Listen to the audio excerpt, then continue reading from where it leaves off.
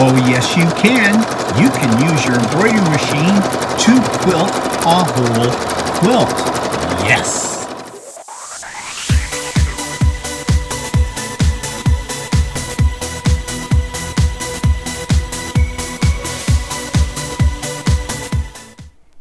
Good morning everybody, it's Stephen here for Bland Designs, and this is my weekly vlog number 150 for Monday, January the 13th, 2020. And I hope everybody had a good week, and a special shout out to all my friends in Australia. I hope you're doing well. We did a special Stephen and Walter Live yesterday. If you haven't seen it, it's there for rebroadcast. And we talked just all about the fires going on in Australia, because, well, our thoughts were that here in North America, all we know about them is the what the news tells us. And Australia is half a world away, and you know that both Walter and myself love Australia very much. In fact, in many ways, we feel it's almost like a second home. We've been there 3 times, traveled around extensively, and it's just a wonderful country. And seeing the devastation that's happening right now with the fires really pulls at our heartstrings. So we thought we would go on live yesterday and talk about what we knew from the perspective of North American media about the Australian fires, and get the perspective from some of our Aussie friends who are regulars to our live, and hear what they had to say, sort of a, bird's eye view. And so I want to thank right now off the top 3 individuals who participated in that discussion that live in Australia. Nairi, who's in Adelaide, Sue, who's in the Cairns area, although I think she may have moved into another part of Australia, and Chris as well. And Chris, I believe, is west of Brisbane. So thank you very much, ladies, for your contributions to yesterday's live. It really gave us a lot of insight into what your lives are like right now in the face of this devastating crisis. Okay, so moving on, you did see in my teaser at the very beginning my latest quilt, and I have it right behind me, and here it is. Now, this is a very special quilt because it was an experiment. I want to see if I could actually do the quilting part of it, all the stitching that you do to keep the 3 layers together.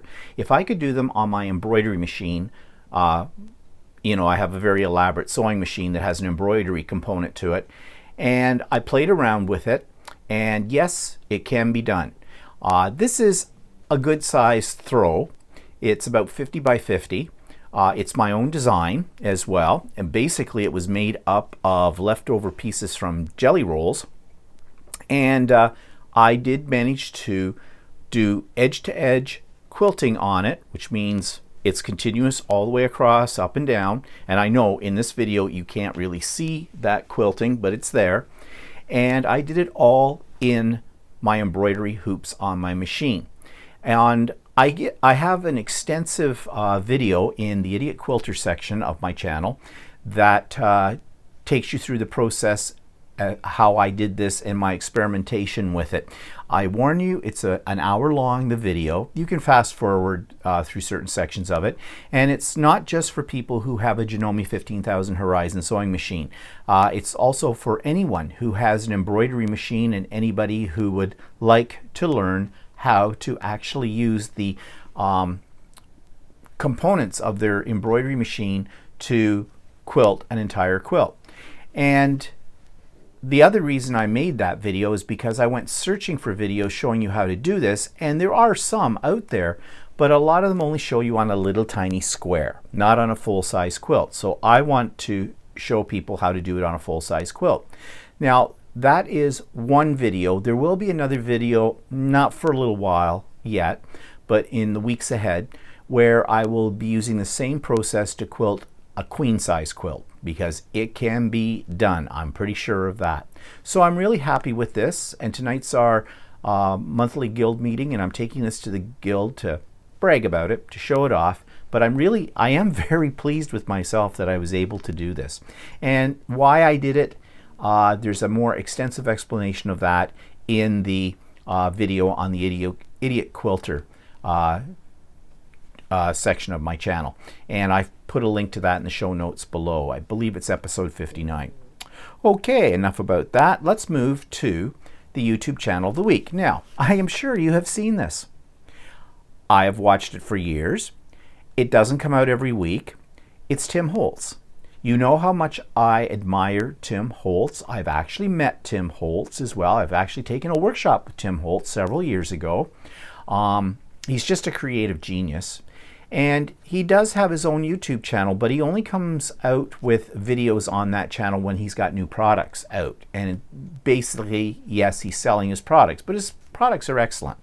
I have to admit, I don't buy as much as I used to, because, you know, I've shifted my creative focus more to sewing and quilting and a little bit away from the mixed media. But I do like watching the videos anyways. And it's funny, I looked through my list of videos that I have reviewed over the last few years, and I never reviewed Tim Holtz. Go figure. Why would that be? So I've done it now. This week's YouTube channel is one that I can't believe that I have never reviewed before.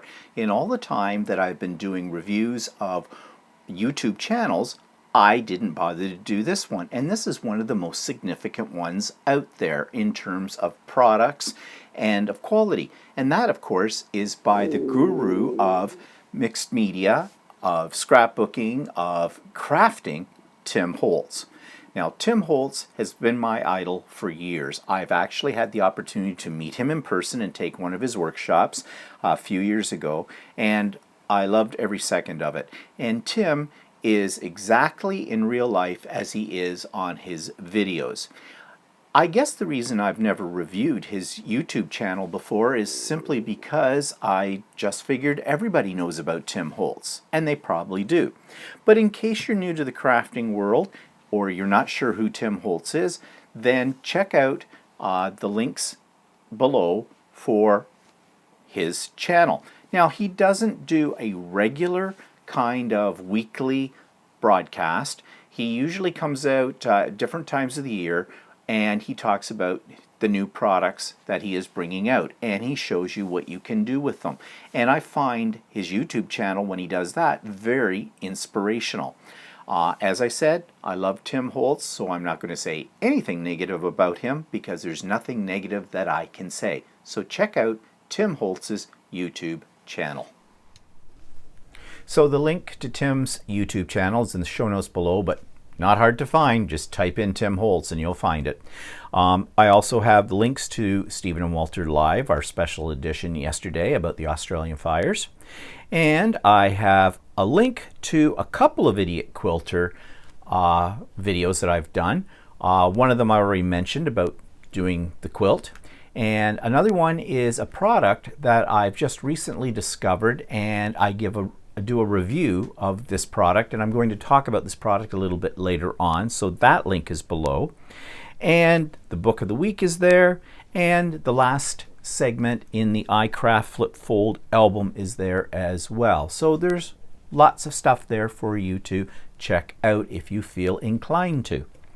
Okay, so that's taking me to what's pissing me off this week. Oh, there's so much to be pissed off with this week. I mean, the Australian fires, of course. Climate change, of course. Trump, of course. Iran, of course. All kinds of things. But there's one thing that all of these have in common. And they are all situations that could be avoided, and were all created by little boys playing with their toys. And what do I mean by that? Well, I'm going to take you back a little bit into my childhood. When I was growing up, back in the late 60s, when I was 8, 9, 10 years old, I lived in a small little town east of where I live now. It was a small little village community, had about 1,300 people. Everybody knew everybody else. And those were in the days when in the summer, your mothers would kick you outdoors at 8 o'clock in the morning and say, I'll see you when the street lights come on at night. Well, they'd feed you too in between. But basically you went out and you played. Those were the days when we didn't have video games. You know, in my household, we got like one channel on TV, did not have cable, had an antenna, and Yeah, and we went to school and it was 50 miles both ways barefoot in the winter. Yeah, all that kind of stuff, right? But one of the things we loved to do, us little boys, was to play shoot 'em up games. It was very popular. It was the 60s. What was happening in the 60s in the political front? Well, we had the Cold War. You know, we all sat around waiting for World War III. We're all sitting around waiting to be nuked. The Russians were the bad guys. The Americans were the good guys. And on TV, this was very much part of the theme. We had shows on TV like the usual cops and robbers kind of shows. We had cowboys and Indians, and I know that that's very politically incorrect right now, but in the 60s, it was just the norm. We had the spy shows. We had Man from Uncle, Woman from Uncle, or I think they called her Girl from Uncle, which is sexist, but it was the 60s. We had I Spy. We had all these kind of Cold War related shows, and they all had something in common. It had men shooting and killing other men. And so we as little kids emulated that. We'd go out in the streets and we'd have our toy guns and our little toy bows and arrows and our slingshots and our BB guns and our pellet guns. Well, I never had a BB gun or a pellet gun, but you know, I think my parents had seen that movie, you know, Christmas Story. I'm not even sure if Christmas Story was around in the 60s. But we were out shooting everybody up. That's what we did all day long through the summer, running around through the streets with our little plastic Tommy guns and things like that, and shooting everybody up. Some of us were the bad guys, some of us were the good guys, some of us were the spies, some of us were the Americans, some of us were the Russians, some of us were the Indians, some of us were the cowboys. And it was back and forth, back and forth, back and forth. And you want to know something? Little boys grow up to be men with the same bloody mentality. Yeah, that was the 60s. I'm an old fart. But have things changed today? No.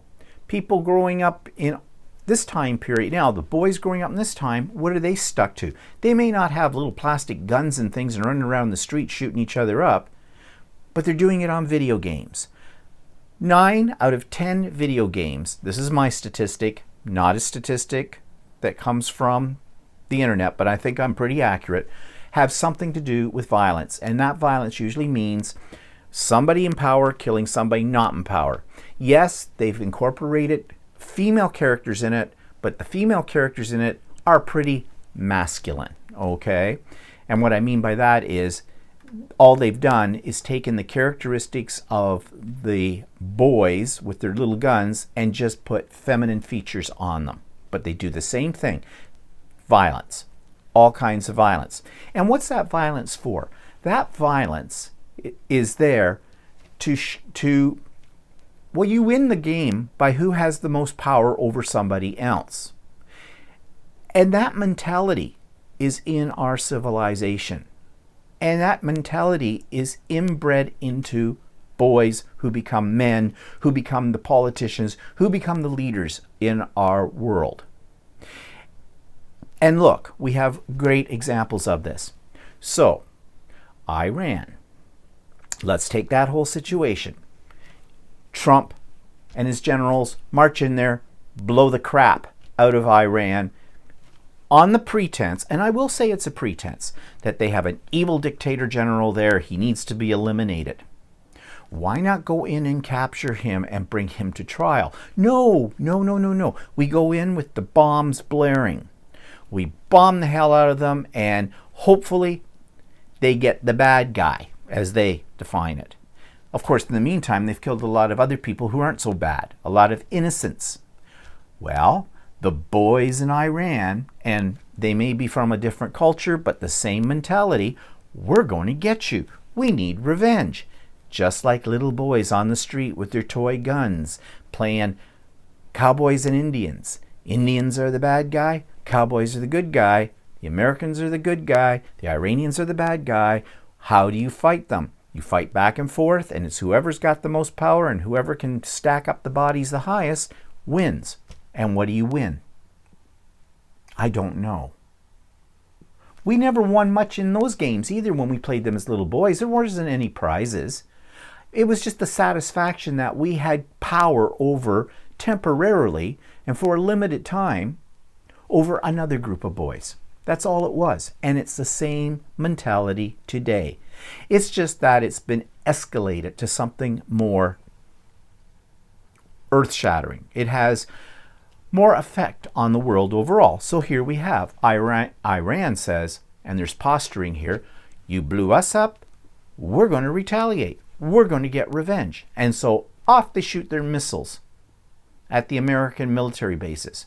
Unfortunately, more innocent people were killed.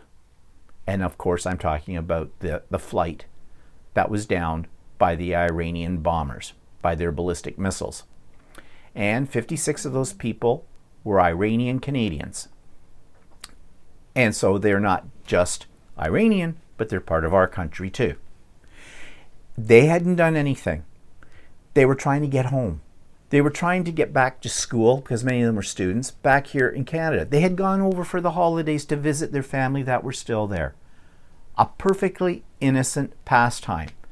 They weren't there to cause war. They weren't there to drop bombs on anybody. They just went to visit their family, and this is what they get. And there isn't anything the Iranian government can do to bring back those lives. And who started that? Well, Trump. Okay. Of course, he's not saying too much about the whole thing. But if he had gone through diplomatic channels, yes, the Iranians, we know about all the problems with the Iranians. And I'm not taking one side or the other. I'm just saying that they're little boys with their big guns playing at war. Unfortunately, this is not a game where nobody gets hurt. And the consequences of this game are a lot more serious than a bunch of little kids on the street going bang, bang, bang. So that's what our world is governed by. Little boys. Now, you might say, if the world was governed by women, it would be different. Would it? Would it be? I think the outcome would be the same, quite frankly, because I think women need to feel empowered as well. In fact, you hear about this all the time, that men have made women subservient for centuries upon centuries, since the beginning of time, and always talking about women becoming empowered. If it's, the Me Too movement, if it's women in business, empower, it's all about power. So although women may approach power from a different point of view because they have been socialized in a different way, I mean, little girls, at least little girls from my generation, they did not go out on the streets and play cowboys and Indians. Little girls played with Barbies and their little dream houses, and they had little plastic kitchen tools and appliances. But in a sense, their power, that was still a type of power. Their power may not have been killing people, but it was still a sense that, okay, out there, you're not in control. But in your own home, which they were being trained and socialized for, they were in control. So it's all about power and control. It's on different levels. But I don't think, well, I would like to think that if women were in control, that maybe there would be more diplomacy in the world. Maybe they wouldn't shoot first and ask questions later. I don't know, because we haven't given women a chance to be in those positions, to be able to do something like that. Only a few. And I think of the Chancellor of Germany. I think of Margaret Thatcher, and others in the world. But you don't hear much about them. It's always the men with the big guns going at it. So, if we want to solve the problems in our world, if we want to solve global warming, if we want to stop war, if we want people to get along, then we need to start training little boys about the rules of diplomacy, the skills of diplomacy, the idea that you talk first, think about it, and that violence is never the answer to anything. But where's that going to start? Well, that's the kicker, isn't it? How do we do something like that? Because as long as we're still producing games that teach little boys to be aggressive, to want power, to have control over other groups, as long as we idolize and put on a pedestal the idea that the only way that you can be a man is to have power over other people, then we're still going to have all the problems we have today. It's just like that. So if you think about it, it's not a very, well, it doesn't give us a lot of hope, does it?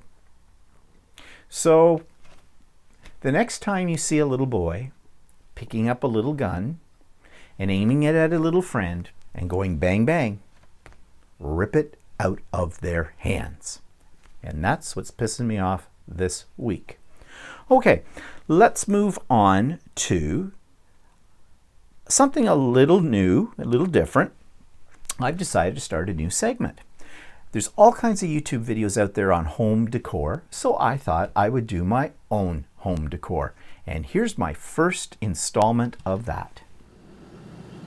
Want to add a little greenery during the bleak months of winter to your home? Stick some celery in a glass of water. It just brings the outdoors indoors, and it looks so lush and beautiful. And it goes with any kind of decor because it's all natural. Just look at this lovely bouquet of celery as it springs out from the glass. Is there anything more pretty?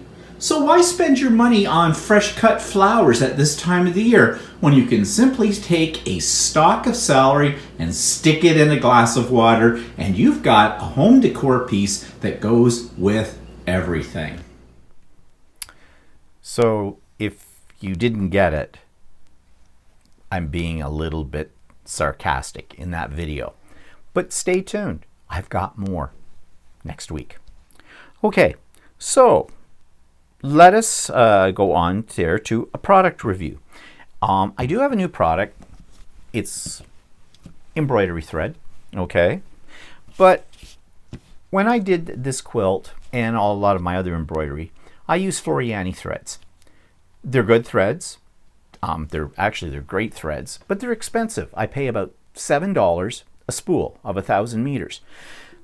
I discovered a new place. It's Canadian.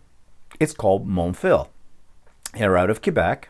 It's monfil.ca, and they sell embroidery products. And they have their own line of embroidery thread. So I thought I'd give this a try. And I got a starter kit for $100. That included, I think, 10 spools of their thread, plus some stabilizers and a few other little goodies. So I tried these out and I compared them to what I usually use, which is the Floriani. These are great. The best thing about them is, well, they're 1,000 meters. They're the same weight as the Floriani, but they're a heck of a lot cheaper. $2.99 for a 1,000 meter spool as opposed to $7 that I pay. And if you buy over $100 worth of products from them, shipping is free. So I have done a comparison of this product to Floriani in more detail, and that's in the Idiot Quilter section of my YouTube channel as well, and the link to that is below. So if you're an embroiderer, you might want to check out that review, and you might want to invest in some of these threads, because as you'll see in the review that I did, I like these almost as much as the Floriani. I say almost because I'm still a little biased towards the Floriani. But if you're just getting into embroidery and it's an expensive hobby, then you might want to check this out in order to start your stash of embroidery threads. And they're called, now I was calling them Super B because that's the way they label them. They label them with the word super with a capital S and at the end of it with a capital B. So I'm calling it Super B. I'm dumb. I think it's superb. Okay, so whichever way you call it, Super B or Superb, it is good. So check it out. Okay, so that takes us to, gotta check my notes here, book review this week from my stash. It's a book by a company that doesn't exist anymore, Memory Makers. It's a great company. Their books were excellent. It's called Getting the Most from Your Scrapbook Tools. Now, you know, I am sure for anybody who does scrapbooking, mixed media, card making, you have all kinds of little tools sitting around that you thought were a really great idea when you first bought them and you've used them maybe once. Well, this book allows you to revisit those tools that you have and to show you new ways of using them or ways you may not have thought of. So in a sense, it rejuvenates your stash of tools, gives you some great ideas. As I said, it's by Memory Makers and they don't exist anymore. So can you still get it? The time that I bought it, it cost me $29.99 Canadian. Yes, you can still get it. If you go to amazon.ca, you can pick this book up for $2.66. Now, I'm not sure what the shipping is, but that's still pretty cheap. And it's a great book as well. So if you have forgotten, look in that drawer and you find all those little tools that you bought some time ago and you haven't used in a decade, this little book might give you some inspiration about how to use them and show you a few new tricks with those as well. So again, it's called Getting the Most from Your Scrapbook Tools by Memory Makers, and I have a link to Amazon connection for this in the show notes below.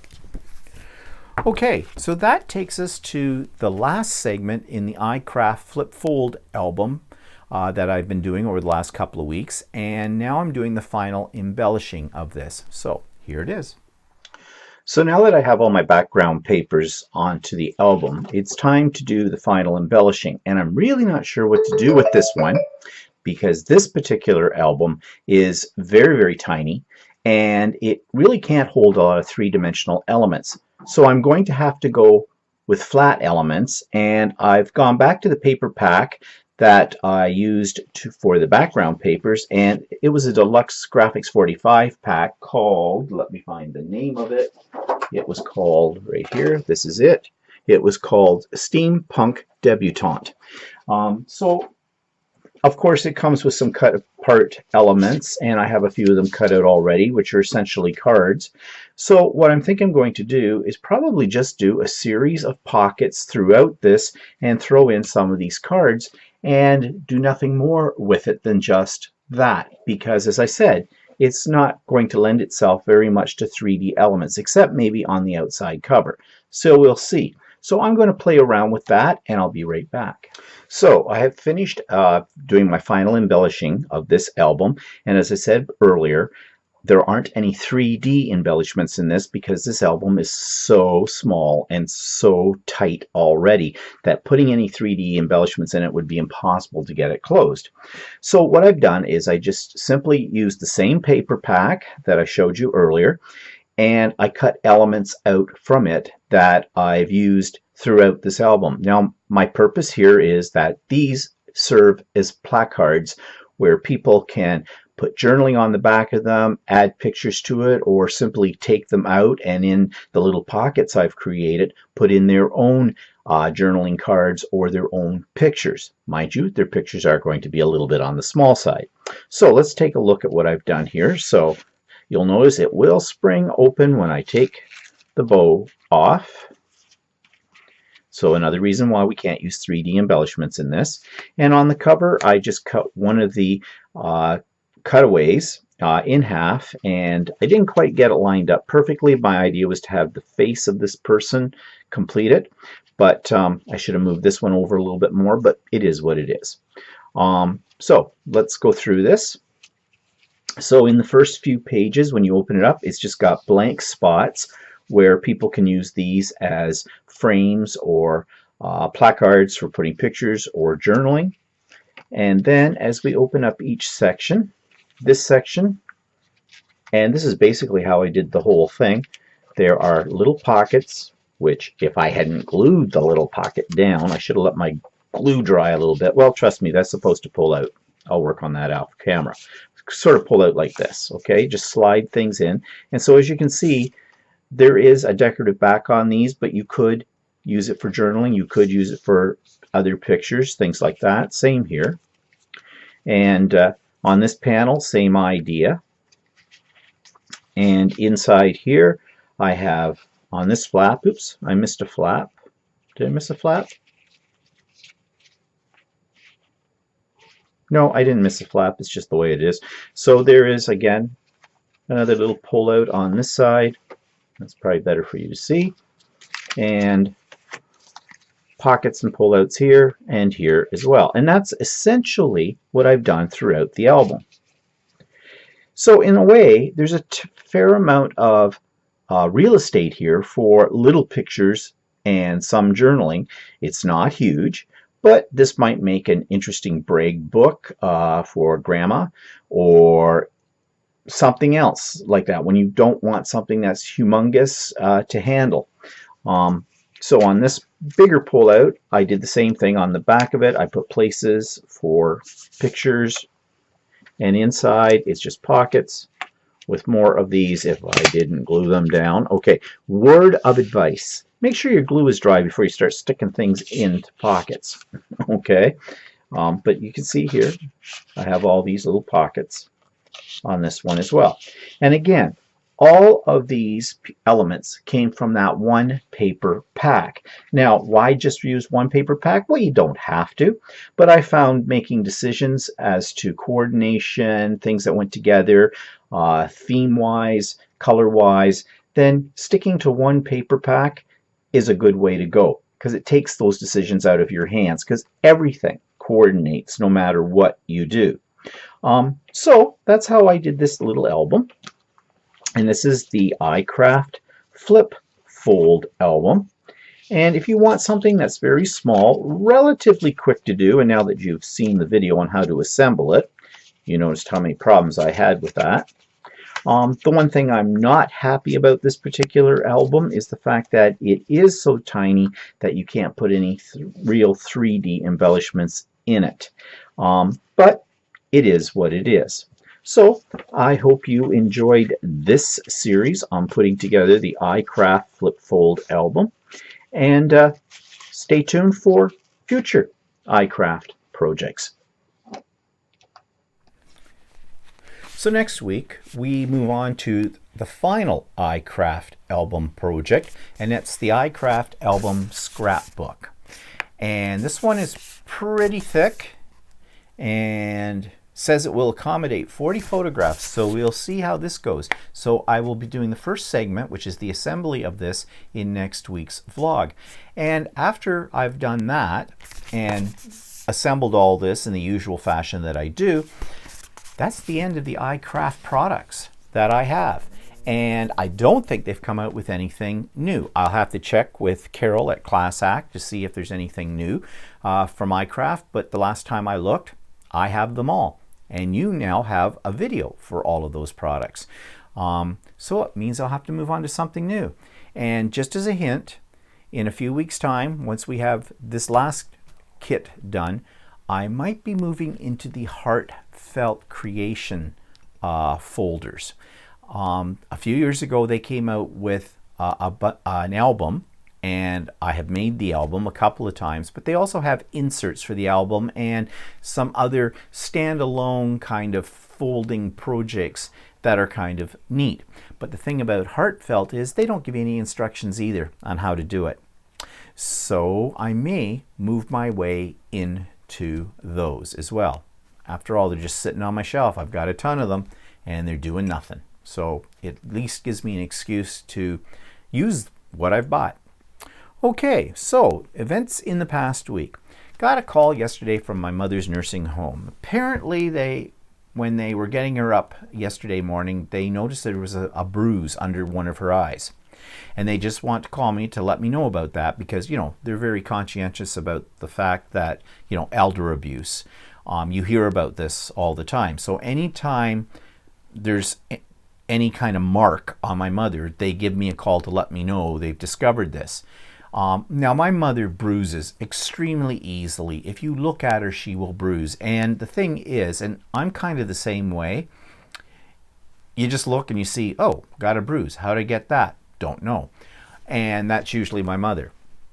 And I'm the same way, so I'm not finding fault with my mother there at all. So I gave her a call and said to her, so I hear you got a bruise under your eye. And she says, uh-huh. And I said, any idea how you did it? Uh-uh. So the only thing I can think of is that maybe, you know, sometimes when you're in a deep sleep, your arms kind of go to sleep and you end up hitting yourself. That could have happened. They do pull up the little protective bar that they have on these beds, you know, so they don't roll out of the bed in the night, kind of a thing. And I asked her if that had been pulled up, and she says yes. And I says, maybe you rolled over and your face planted into it. I don't know. But it doesn't hurt.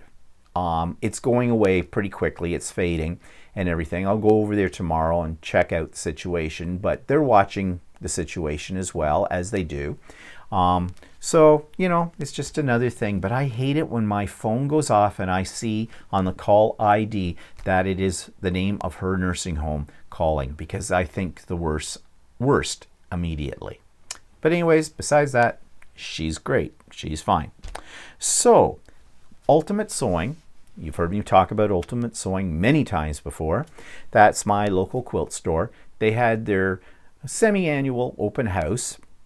And at that open house, that's when you sign up for the new classes for the next session. And I've talked about this before. We go there very early, like an hour before the store opens, so we're first in line because it is mayhem and chaos. And this past Saturday, it was mayhem and chaos as usual. So I signed up for 4 classes. Now, I said I was only going to take 1 class this session. Yeah, no. There's too many nice things to pick from and too many techniques. That's how I pick my classes. I don't pick my classes so much for the final product as much as for the technique that I'm going to learn, because I'm always trying to learn new techniques.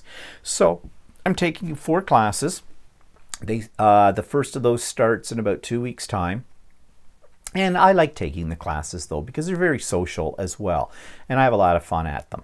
So I'm certainly not complaining about that. So that's been done.